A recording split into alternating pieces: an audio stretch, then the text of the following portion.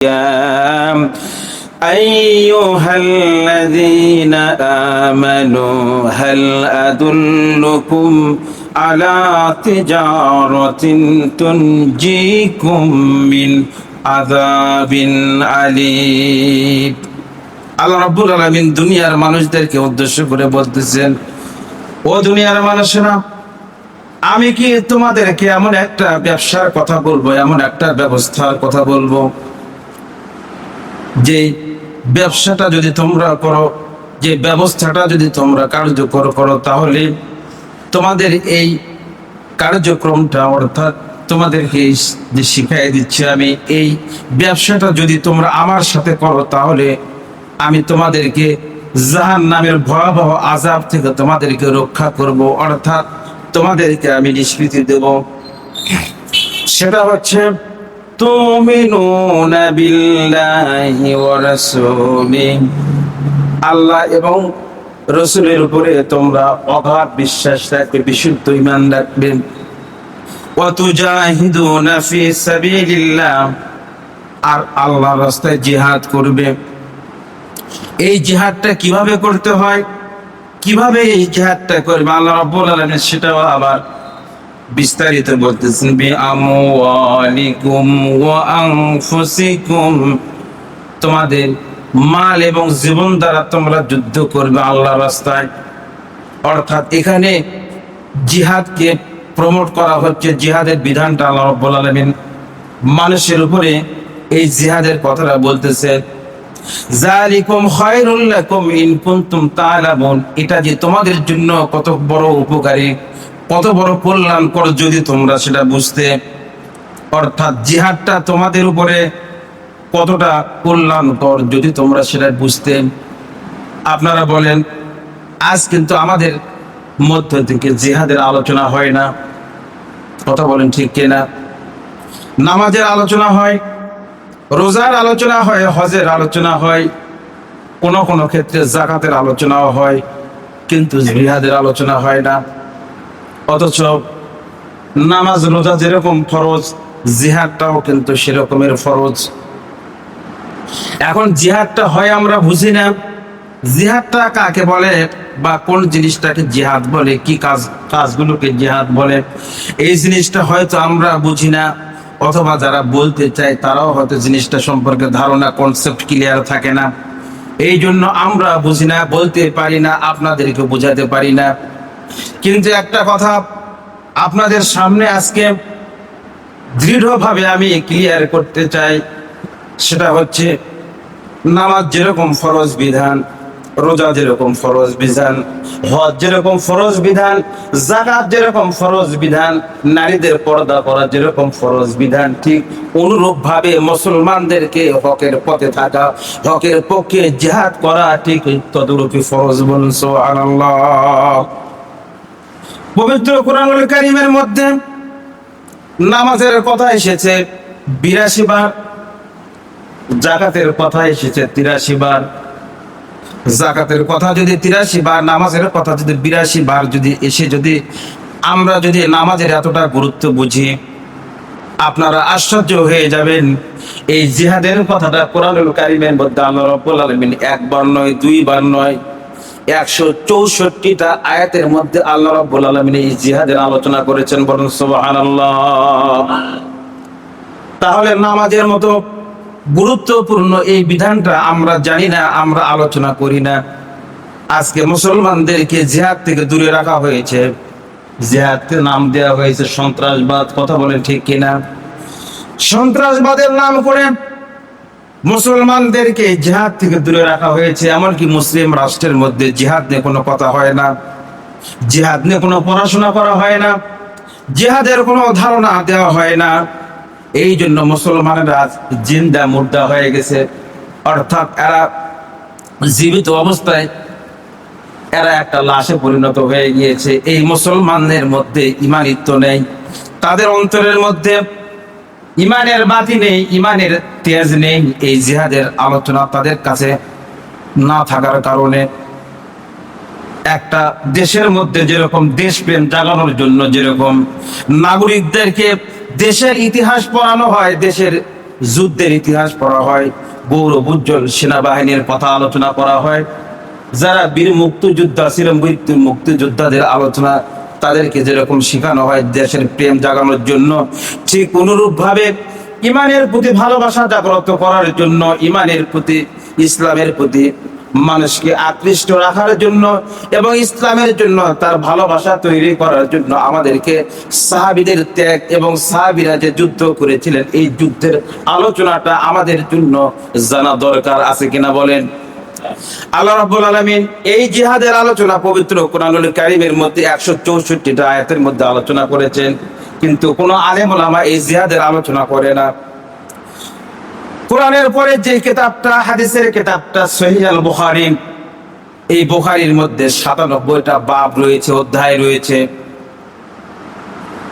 এই বুখারী শরীফ যিনি লিখেছেন ইমাম আল বুখারী রাহমাতুল্লাহ আলাইহি, তিনি 6 লক্ষ হাদিস তিনি হাফেজ ছিলেন, 6 লক্ষ হাদিস তিনি জানতেন। এই 6 লক্ষ হাদিস বিশুদ্ধ হাদিস, তার মধ্যে গুরুত্বপূর্ণ হাদিসগুলোকে তিনি বাছাই করে করে দীর্ঘ 16 বছর তিনি পরিশ্রম করে একটা কিতাব তিনি রচনা করেন, গ্রন্থ রচনা করেন। সেই কিতাবটা হচ্ছে সহিহ আল বুখারী, 86 টাকার কিতাবের মধ্যে সবচেয়ে বড় কিতাব। এই কিতাবের মধ্যে 97টা বাব রয়েছে, অধ্যায় রয়েছে, পর্ব রয়েছে। যেরকম এই কিতাবের মধ্যে প্রথমে পাবেন কিতাবুল ঈমান, কিতাবুত তাহারাত, কিতাবুস সালাত, কিতাবুস যাকাত, কিতাবুস সওম, এইভাবে যেরকম একটা করে বাব আছে, অধ্যায় রয়েছে, ঠিক অনুরূপ ভাবে এই সহিহ আল বুখারীর মধ্যে কিতাবুল জিহাদ নামে একটা অধ্যায় রয়েছে। এই কিতাবুল জিহাদের আলোচনা আমরা করি না, আমরা জানি না, এই জন্য আমাদের ছেলেমেয়েরা জিহাদ সম্পর্কে ধারণা তাদের মধ্যে নেই।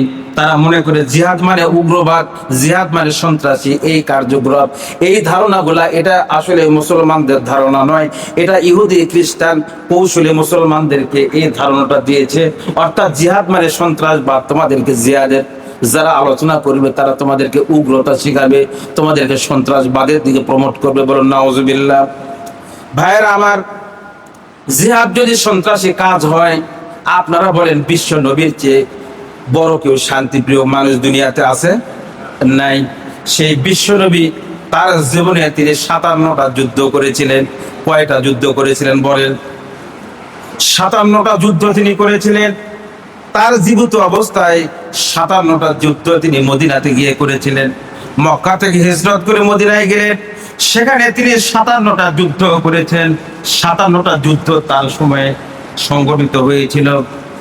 এই যুদ্ধগুলাকে বলা হয় গাজওয়া, আবার কিছু যুদ্ধকে বলা হয় সারিয়া। আপনারা বোঝার চেষ্টা করেন।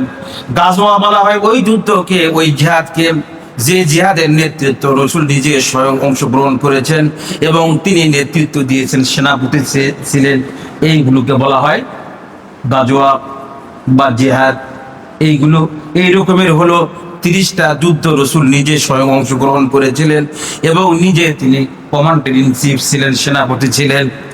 আর কিছু যুদ্ধ রাসূলের সময়ে সংগঠিত হয়েছিল, কিন্তু কমান্ডার রাসূল ছিলেন না, এটা সাহাবীরা কমান্ডার ছিলেন। এই যুদ্ধগুলোকে বলা হয় সারিয়া। এরকমের যুদ্ধ হয়েছিল 27টা। কয়টি বলেন? 27টা। তাহলে রাসূল স্বয়ং নিজে নেতৃত্ব দিয়ে যুদ্ধ করেছেন, এইগুলোকে বলা হয় গাজওয়া বা বড় যুদ্ধ বা জিহাদ। এই জিহাদের রাসূল নিজে নেতৃত্ব দিয়েছেন 30টাতে। আর রাসূলের সময় সংগঠিত হয়েছে, রাসূলের নির্দেশে যুদ্ধগুলো হয়েছে, কিন্তু কমান্ডার ছিলেন সাহাবীরা। এরকম যুদ্ধ হলো 27টি। তাহলে এই 27 আর 30 মিলে হলো কয়টি? 57টি। এই 57টি যুদ্ধ রাসূল তিনি তার জীবনে সংগঠিত হয়েছিল। ভাইয়েরা আমার, এই জিহাদের আলোচনাগুলো করতে আল্লাহ রাব্বুল আলামিন মানুষ যেন বিভ্রান্ত না হয়। অর্থাৎ যুদ্ধ মানে কারো উপরে হামলা করা, এই রকমের মনে করা কোনো কারণ নেই। আর এই যুদ্ধগুলোর আলোচনা ইমাম সাহেবেরা করে না, বক্তা সাহেবেরা করে না। যদি না কেউ নাকশ হয়ে যায়, যদি কেউ মনে করে হুজুর যুদ্ধের কথা বলে, সন্ত্রাসবাদের কথা বলে, এই ধরনের কোনো তোকমা যেন আমার শরীরে না লাগে, আমার গায়ে যেন না আসে, এই জন্য এই আলোচনাগুলো করতে চাই না। অথচ আল্লাহ রাব্বুল আলামিন সূরাতুল মায়েদার 54 নম্বর আয়াতের মধ্যে আল্লাহ রাব্বুল আলামিন বলতেছেন, ইউজাহিদুনা ফি সাবিলিল্লাহি ওয়ালা ইয়াখাফুনা লাউমাতা লাইম। ও দুনিয়ার মানুষেরা, ও ইমানদারেরা, তোমরা আল্লাহর রাস্তায় যুদ্ধ করবে, সংগ্রাম করবে, আল্লাহর জমিনে আল্লাহর বিধানকে বাস্তবায়ন করার জন্য, আল্লাহর জমিনে আল্লাহর বিধানকে কায়েম করার জন্য তোমরা যুদ্ধ করবে, সংগ্রাম করবে।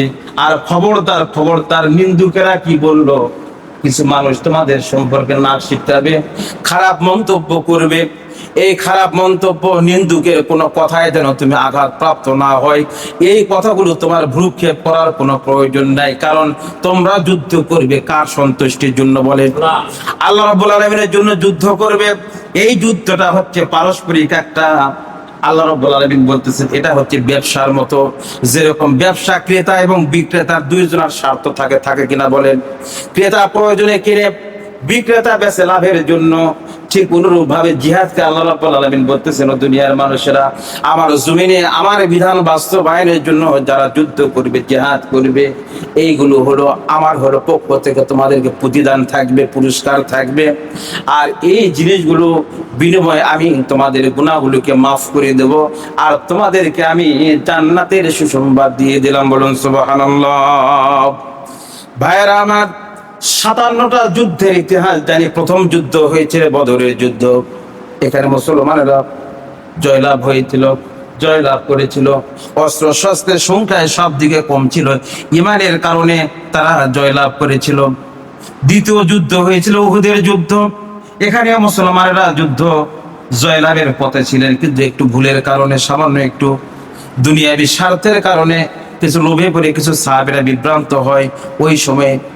ওই সময় একটা আঘাত এসেছিল রসুলের সামনে, রসুলকে কাফেররা আক্রমণ করেছিল। কিছু কিছু মুজাহিদ রসুলকে ঢাল হিসেবে নিজের শরীরটাকে রসুলের সামনে লেলিয়ে দিয়েছিল, কাফেরদের ছুড়ানো তীর যেন রসুলের শরীরে যেন না লাগে। এই জন্য সাহাবীরা নিজের শরীরটাকে ঢাল বানিয়েছিল। সকল আঘাতগুলো সাহাবীদের শরীরে বিঁধেছিল, কিন্তু রসুলের শরীরে তারা লাগতে দেয় নাই। তারপরেও একটা আঘাত এসে রসুলের দামদার মোবারক সেখানে আঘাত করে এবং রসুলের দামদার মোবারক শহীদ হয়ে যায়। আপনারা জানেন